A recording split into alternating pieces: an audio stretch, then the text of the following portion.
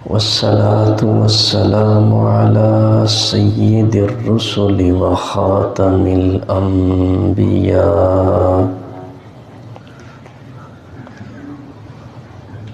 وعلى آله وأصحابه الأتقياء. أما بعد فأعوذ بالله من الشيطان الرجيم. بسم الله الرحمن الرحيم.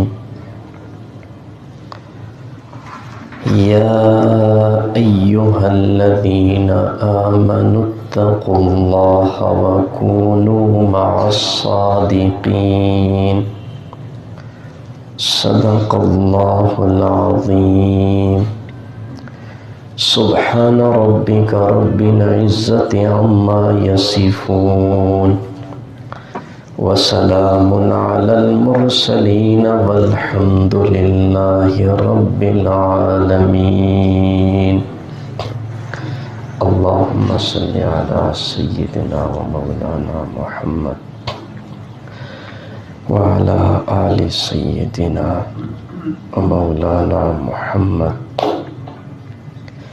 وبارک وسلم ثم صل علیہ. ہر قسم کی حمد و ثنا اللہ رب العالمین کے لیے، درود و سلام امام الانبیاء رحمت للعالمین سیدنا محمد الرسول اللہ صلی اللہ علیہ وسلم کی ذات اقدس کے لیے.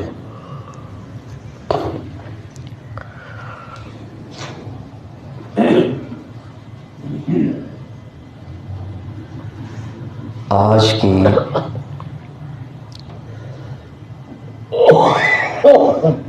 اس نشست میں سیرت طیبہ کے جس اہم پہلو کو میں آپ احباب کے گوش گزار کرنا چاہتا ہوں، وہ ہے رسول اللہ صلی اللہ علیہ وسلم کی صداقت.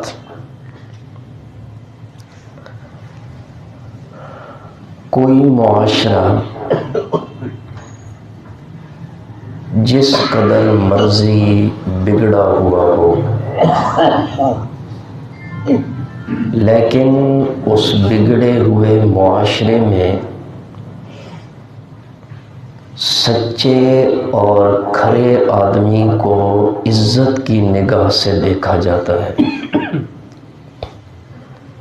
سچا آدمی گھر میں ہو، بازار میں ہو، تجارت میں ہو، ملازمت میں ہو،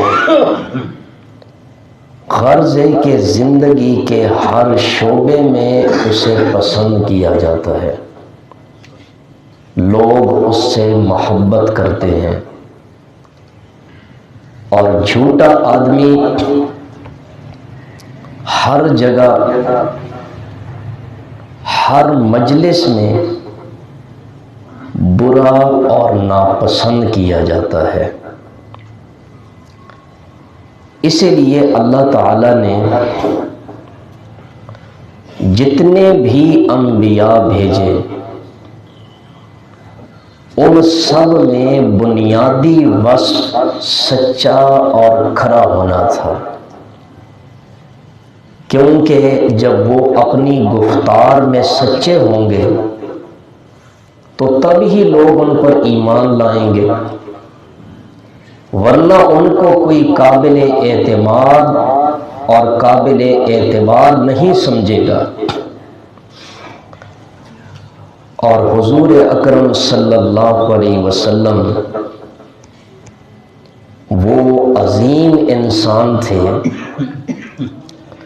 کہ بعثت سے پہلے ہی اہل مکہ میں صادق اور امین کے لقب سے مشہور تھے۔ یہی وجہ تھی کہ جب رسول اکرم صلی اللہ علیہ وسلم نے کوہ صفا پر کھڑے ہو کر قریش کے تمام قبائل کو آواز دے کر بلایا تو سب وہاں پہ جمع ہو گئے، اور رسول اللہ صلی اللہ علیہ وسلم نے ان سے خطاب کیا، تمہارا کیا خیال ہے اگر میں تمہیں یہ بتاؤں کہ اس گھاٹی میں سے ایک لشکر تم پر حملہ آور ہونے والا ہے، تو کیا میری اس بات کی تم تصدیق کرو گے؟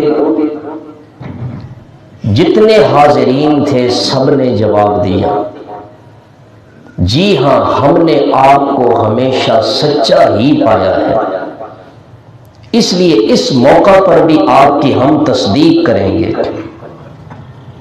تو رسول اللہ صلی اللہ علیہ وسلم کی صداقت کے معترف وہ دشمن بھی تھے۔ جب رسول اللہ صلی اللہ علیہ وسلم نے کفار مکہ سے حدیبیہ کے مقام پر صلح نامہ تحریر کر کے مصالحت کی تھی، تو اس کے بعد مکہ سے ایک قافلہ شام تجارت کے لیے روانہ ہوا۔ جب یہ قافلہ ایلیا کے مقام پر پہنچا تو ہرقل نے اس قافلے کے تاجروں کو اپنے پاس بلایا اور ان تاجروں سے پوچھا کہ تم میں سب سے زیادہ اس نبی کے قریب کون ہے، رشتے کے لحاظ سے، نسب کے لحاظ سے کون اس کے سب سے زیادہ قریب ہے؟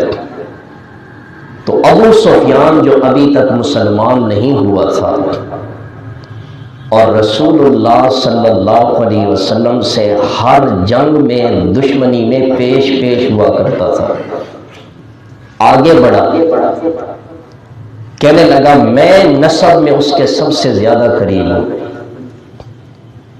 تو ہرقل بھی بڑا ذہین آدمی تھا، اس نے ابو سفیان سے چند سوالات شروع کیے نبی کریم صلی اللہ علیہ وسلم کے متعلق۔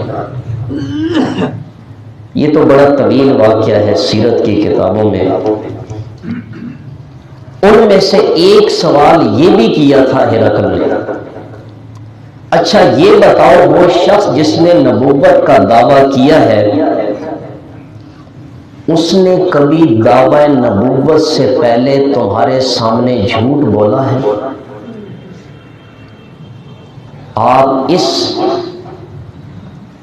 ابو سفیان کے جواب پر تھوڑا غور کریں۔ اس وقت نبی علیہ السلام موجود نہیں ہے، صحابہ موجود نہیں ہیں، اس کے باوجود بھی ابو سفیان نے کہا سچی بات یہ ہے کہ اس شخص نے دعوی نبوت سے پہلے بھی کبھی جھوٹ نہیں بولا۔ تو ہرقل نے کہا تم اس بات کی تصدیق کرتے ہو کہ اس نے دعوی نبوت سے پہلے کبھی جھوٹ نہیں بولا؟ ابو سفیان نے کہا ہاں ہم تصدیق کرتے ہیں۔ تو ہرقل نے کہا پھر سن لو، جو شخص لوگوں کے معاملے میں جھوٹ نہیں بول سکتا، یہ شخص اللہ پر کبھی جھوٹ نہیں بول سکتا۔ سمجھ جاؤ کہ یہ اللہ کا سچا رسول اور سچا نبی ہے۔ تو ہرقل نے اس بات کی تصدیق کی کہ آپ علیہ الصلوۃ والسلام سب سے بڑے سچے انسان ہیں، یہودیوں کے عالم ہیں، تورات کے بہت بڑے عالم، جن کو صحابی رسول ہونے کا شرف حاصل ہوا۔ میری مراد حضرت عبداللہ ابن سلام رضی اللہ تعالیٰ عنہ ہے۔ وہ فرماتے ہیں جب نبی اکرم صلی اللہ علیہ وسلم مکہ سے ہجرت کر کے مدینہ تشریف لائے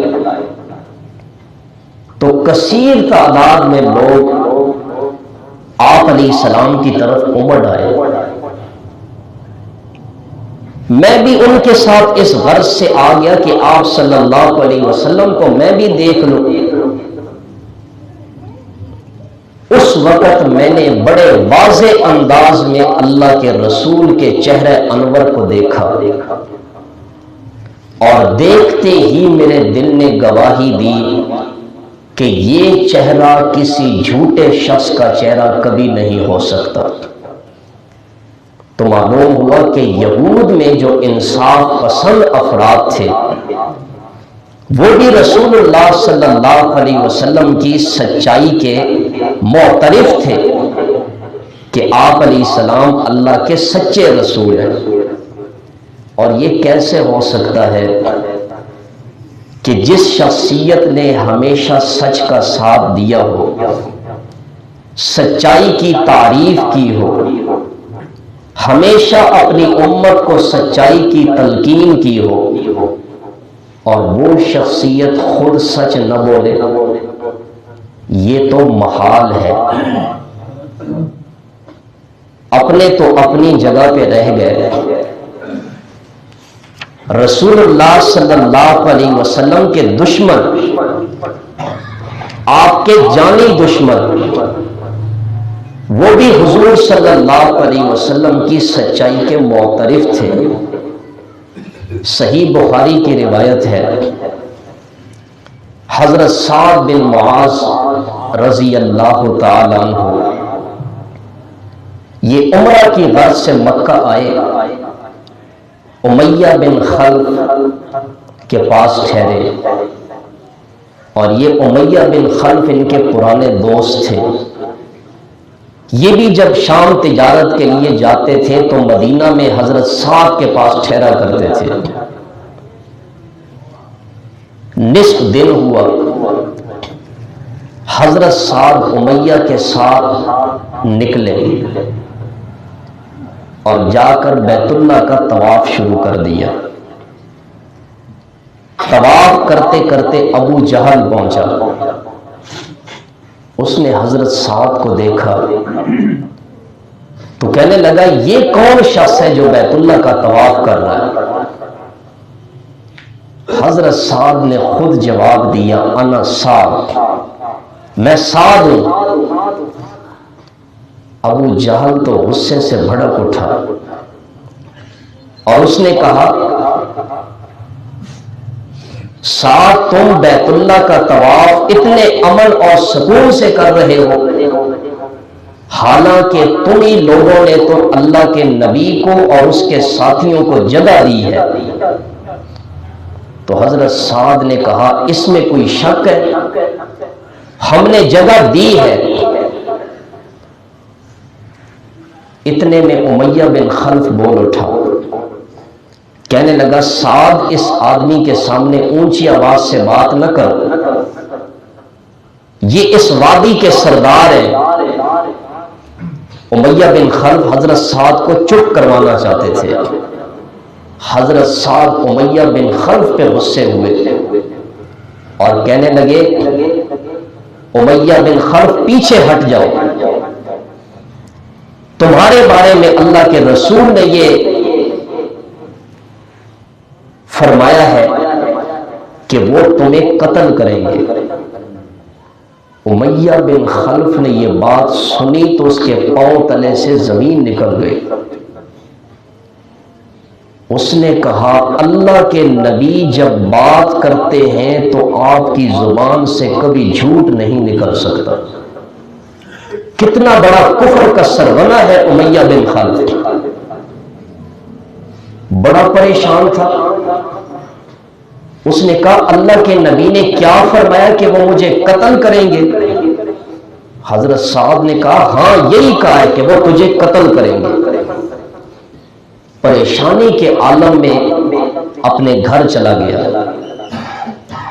اور گھر آ کر اپنی بیوی سے کہنے لگا، آپ کو پتہ ہے سعد نے مجھے کیا کہا ہے؟ سعد نے مجھے کہا کہ اللہ کے نبی کی زبان سے میں نے سنا ہے کہ وہ تجھے قتل کریں گے۔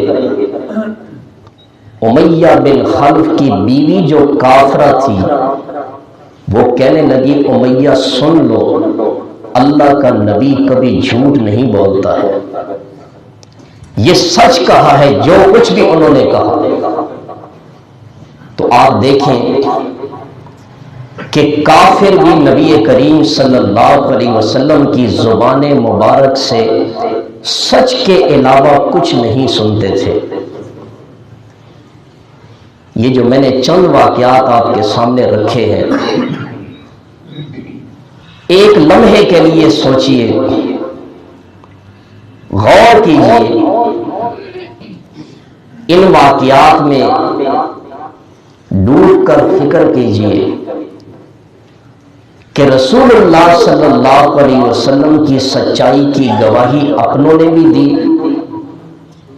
بیگانوں نے بھی دی، دوستوں نے بھی دی، دشمنوں نے بھی دی، اور آج ہم بھی رسول صادق صلی اللہ علیہ وسلم کو ماننے والے ہیں، اور ہم اس نبی سے محبت کا دعویٰ کرتے ہیں، لیکن معذرت کے ساتھ ہمارے اندر جھوٹ عام ہو چکا ہے۔ ہمارے گھروں میں جھوٹ ہے، چھوٹے سے بچے کو بھی ہم اپنے پاس بلاتے ہیں تو جھوٹ بول کر بلاتے ہیں۔ میں آپ کو کوئی چیز دینے لگا ہوں، میرے پاس آئیں۔ حدیث میں آتا ہے اگر آپ نے بچے کو بلایا کہ یہ چیز ہے میرے پاس، آپ آ جائیں، اور آپ نے اس کو چیز نہ دی، آپ نے بچے کے ساتھ جھوٹ بولا۔ ہمارے گھروں میں جھوٹ، ہمارے سرکاری اداروں میں جھوٹ، ہماری تجارت میں جھوٹ، ہمارے کاروبار میں جھوٹ، ہمارے سیاسی لیڈران اور حکمرانوں میں جھوٹ، اور آج ہماری سوچ اس قدر بگڑ چکی ہے کہ یہ جملہ بھی سننے کو عموماً ملتا ہے، جھوٹ نہ بولیں تو کاروبار نہیں چلتا، جھوٹ نہ بولیں تو دکانداری نہیں ہوتی۔ میرے دوستو، ذرا رسول اللہ صلی اللہ علیہ وسلم کا یہ فرمان توجہ سے سن لیں۔ آپ صلی اللہ علیہ وسلم کا فرمان ہے، صحیح مسلم کی حدیث ہے، آپ نے فرمایا تین بندے ایسے ہیں، تین بندے جن سے اللہ قیامت کے دن بات تک نہیں کرے گا۔ تین بندے ایسے ہیں جن سے اللہ تعالیٰ قیامت کے دن بات نہیں کرے گا، اور اللہ ان کی طرف رحمت کی نگاہ سے دیکھے گا بھی نہیں، اللہ ان پہ غصے ہوگا۔ وہ کون تین شخص ہیں؟ ان میں سب سے پہلا شخص جس کے بارے میں اللہ کے نبی نے فرمایا، جس نے کسی سامان سودے کے متعلق قسم اٹھائی کہ اس نے اتنے میں یہ سودا خریدا ہے، حالانکہ وہ جھوٹ بول رہا ہوتا ہے، اتنے میں وہ سودا خریدا نہیں ہے، جھوٹی قسم کھا لی گھاٹ کے سامنے کہ یہ تو میں نے اتنے کا خریدا ہے۔ آپ علیہ السلام نے فرمایا یہ وہ شخص ہے کہ قیامت کے دن اللہ اس سے بات بھی نہیں کرے گا، اللہ اس کو رحمت کی نگاہ سے دیکھے گا بھی نہیں، اللہ اس پہ غصے ہوگا۔ یہ تو واعظ و نصیحت کی مجلس ہوتی ہے، سب سے پہلے اس کا مخاطب میں ہوں، پھر آپ ہیں۔ آپ ذرا دیکھیں آج ہمارے کاروبار میں یہ چیز لازمی حصہ نہیں بن گئی۔ اگر ہمارے تاجروں کے پاس، دکاندار بھائیوں کے پاس گاہک آتا ہے تو کیا جھوٹی قسم کھا کر یہ نہیں کہتے کہ یہ چیز میں نے اتنے کی خریدی ہے؟ حالانکہ اور ایسے الفاظ موجود ہیں کہ بندہ جھوٹ سے بچ سکتا ہے گاہک کو سودا دیتے ہوئے، لیکن وہ بیچارے کیوں جھوٹ بولتے ہیں؟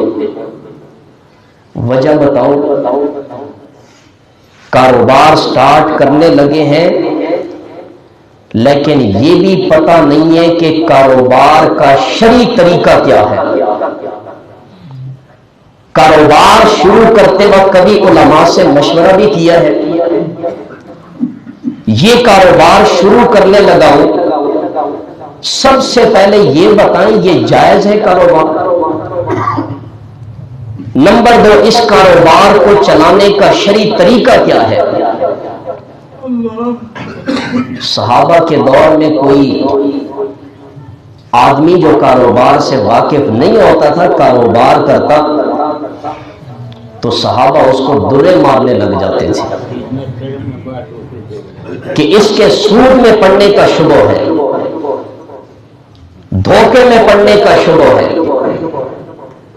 تو آپ علیہ السلام نے فرمایا جس شخص نے کسی سامان سودے کے متعلق قسم اٹھائی کہ اس نے اسے اتنے میں خریدا ہے حالانکہ وہ جھوٹ بول رہا ہے، اللہ اس شخص کو قیامت کے دن رحمت کی نگاہ سے نہیں دیکھے گا۔ اور دوسرا شخص، نبی کریم صلی اللہ علیہ وسلم نے فرمایا وہ شخص ہے جس نے عصر کی نماز کے بعد جھوٹی قسم اس لیے کھائی، عصر کا ذکر کیا، اس وقت عموماً گاہک زیادہ ہوتے ہیں اور بالکل اس وقت لوگ کاروبار سمیٹنا شروع کرتے ہیں، تو تاجر دکاندار کی کوشش ہوتی ہے کہ جلدی منافع ابھی کما لو جتنا کمانا ہے۔ جس نے عصر کی نماز کے بعد اس لیے جھوٹی قسم اٹھائی کہ کسی مسلمان بھائی کا مال غصب کر سکے، آپ نے فرمایا اللہ اسے بھی قیامت کے دن رحمت کی نگاہ سے نہیں دیکھے گا۔ اور اگر کوئی بندہ جھوٹی قسم کھا کر اپنا سودا زیادہ منافع سے بیچ بھی لے، آپ علیہ السلام نے فرمایا اس سودے میں کوئی برکت نہیں رہتی ہے۔ اس لیے سچ بتا رہا ہوں، کئی لوگ لاکھوں کروڑوں کے بھی مالک ہوتے ہیں اور آ کر کہتے ہیں کوئی ایسا وظیفہ بتائیں کہ ذہنی پریشانی ختم ہو جائے۔ ذہنی پریشانی ہے، بھئی ذہنی پریشانی کیوں نہ رہے؟ ایک مسلمان کا جو حق بنتا تھا سودا دینے میں، آپ نے اس کو پورا حق نہیں دیا۔ ایک مسلمان کو کھری چیز دینی تھی، آپ نے اس کو عیبدار چیز دی ہے۔ مسلمان سے دھوکہ کر کے تجھے ذہنی سکون کیسے مل سکتا ہے؟ یہ مخلوق تو اللہ کا کنبہ ہے۔ حدیث میں آتا ہے جو اللہ کے کنبے سے اچھا سلوک کرے اللہ اس سے محبت کرتے ہیں، اور جو اللہ کے کنبے سے دھوکہ کرے گا، انصاف سے بتائیں اللہ اس سے محبت کرے گا؟ جس کو اللہ اپنی محبت نصیب نہ کرے یہ ہر وقت ذہنی پریشانی میں مبتلا رہے گا۔ نبی کریم صلی اللہ علیہ وسلم نے تو مسلمان بندے کے بارے میں یہاں تک فرمایا تھا کہ مسلمان میں کئی قباحتیں آ سکتی ہیں، لیکن آپ نے فرمایا مومن بندے کے اندر جھوٹ والی قباحت کبھی نہیں آ سکتی۔ صحابہ نے پوچھا اللہ کے رسول مومن بندہ بزدل ہو سکتا ہے؟ آپ علیہ السلام نے فرمایا ہو سکتا ہے، انسان ہے، اس کی فطرت میں بزدلی بھی آ سکتی ہے، اگرچہ جرت یہ بہت بڑی صفت ہے۔ صحابہ نے پھر پوچھا اللہ کے رسول، مومن بندہ بخیل ہو سکتا ہے؟ آپ علیہ السلام نے فرمایا ہو سکتا ہے، انسان ہے، اسے مال سے محبت ہے، کبھی مال بڑھ جاتا ہے تو انسان میں بخل بھی آ سکتا ہے، اگرچہ بخل اللہ کو پسند نہیں ہے۔ حدیث میں آتا ہے قیامت کی نشانیوں میں سے ایک نشانی یہ بھی ہے کہ بخیل لوگوں کے پاس مال آ جائے گا، امیر لوگ بخیل ہوں گے، الا ماشاءاللہ جن پر اللہ تعالیٰ کی نظر رحمت ہو، وہ امیر ہونے کے باوجود بھی فیاض ہوں گے، سخی ہوں گے، دل کھول کر اللہ کی راہ میں خرچ کرتے ہوں گے۔ تو فرمایا مومن بخیل ہو سکتا ہے؟ آپ نے فرمایا ہو سکتا ہے۔ اس صحابی نے تیسرا سوال کیا، اللہ کے رسول یہ بتائیں مومن بندہ جھوٹا ہو سکتا ہے؟ نبی کریم صلی اللہ علیہ وسلم سیدھے ہو کر بیٹھ گئے، آپ نے فرمایا مومن بندہ ہو اور جھوٹ بولے؟ مومن بندہ جھوٹا نہیں ہو سکتا ہے۔ کیا مقصد؟ جہاں مومن ہے وہاں پہ جھوٹ نہیں ہے، جہاں جھوٹ ہے وہاں پہ ایمان نہیں ہے۔ ایمان اور جھوٹ یہ کبھی آپس میں ایک جگہ میں جمع نہیں ہو سکتے۔ تو سچائی یہ بہت بڑی صفت ہے مومن کی۔ نبی کریم صلی اللہ علیہ وسلم خود بھی سچے تھے اور آپ نے اپنی امت کو بھی سچائی کا درس دیا۔ حدیث میں آتا ہے، آخری بات عرض کر رہا ہوں، آپ علیہ السلام نے فرمایا سچائی کو لازم پکڑ لو، سچائی نیکی کے راستے پر چلاتی ہے اور نیکی بندے کو جنت کے راستے پہ چلا دیتی ہے، اور جھوٹ سے بچو، جھوٹ یہ برائی کی طرف رہنمائی کرتا ہے اور برائی انسان کو جہنم کی طرف رہنمائی کرتی ہے۔ اس لیے مومن شخص کو چاہیے کہ وہ اپنے گھر میں بھی سچ بولے، اپنے کاروبار میں بھی سچ بولے، اپنی ملازمت میں بھی سچائی سے کام لے، اپنے ادارے میں بھی سچائی سے کام لے۔ غرض یہ کہ ہر معاملے میں مومن کو سچا ہی ہونا چاہیے۔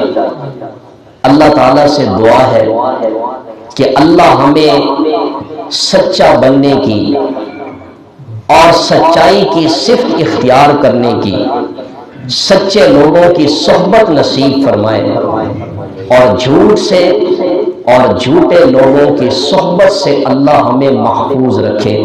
آخر دعوانا ان الحمدللہ رب العالمین۔